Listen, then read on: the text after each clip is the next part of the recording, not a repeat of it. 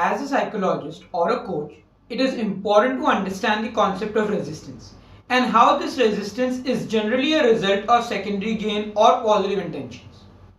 Understanding this will also help you recognize why clients have relapses. Now, before we go ahead, a small action on your part can help others learn from this video as well, right? Let us quickly look at what resistance means in the context of coaching and therapy. Resistance can be defined as anything on part of the client that comes in the way of achieving the therapeutic or coaching outcome. The resistance can be conscious or unconscious. If the resistance on part of the client is conscious, that is, the client is consciously trying to sabotage the coaching or the therapy process, then the coach or the therapist has made an error while identifying the coaching or therapeutic outcome. It is important that the outcome comes from the client and not the coach or the therapist. This is the easiest way to work with conscious resistance. Remember that if the client willingly comes for a session and the session outcome has been chosen by the client, conscious resistance is very unlikely. Any resistance in such a case is an unconscious resistance. Unconscious resistance is generally a result of secondary gain or positive intention, which basically refers to the unconscious benefit that the client is receiving from the current behavior that he or she is trying to change. Which means if the behavior changes, the client will no longer receive this benefit. For example, a client wants to quit smoking, but every time she smokes, she immediately feels calm. This also helps her relieve herself from stress. When she quits smoke, she no longer has a really quick way to experience calmness or to get relief from the stress. Many people have psychosomatic pains that give them attention. If the pain goes away, so does the attention. There are clients who wish to cut down on their sweets, but when they eat sweets, they feel loved because that was one of the ways their parents showered love on them. The simplest example of a positive intention is a sense of unconscious comfort with how things currently are because they are known.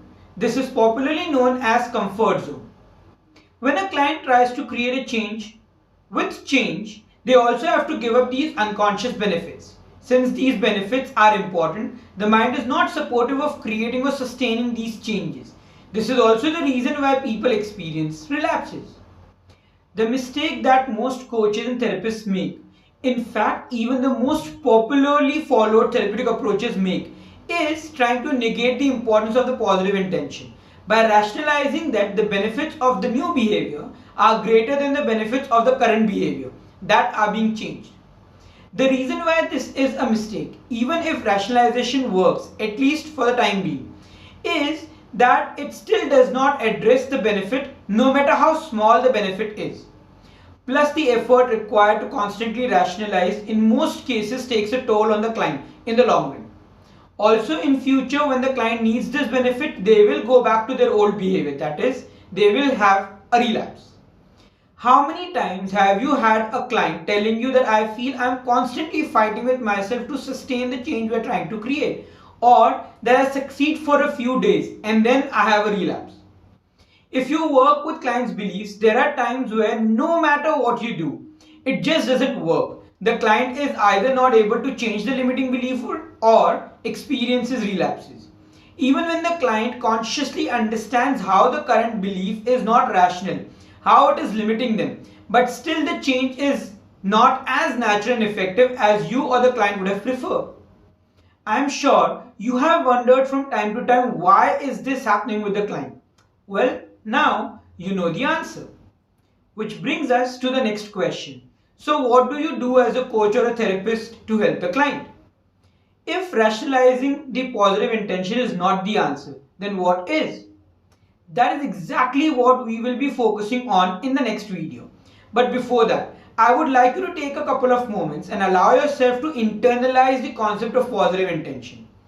Think of a few examples where certain behaviors that on the face of them are dysfunctional and hindering the client's growth are still serving some purpose or providing some benefit to the client.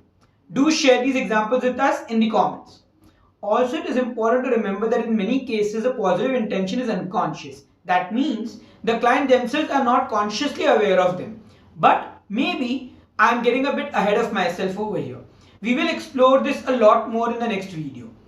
For now, along with some examples of positive intention, do tell us whether you have been able to understand the concept of resistance and positive intention by typing yes or no in the comments.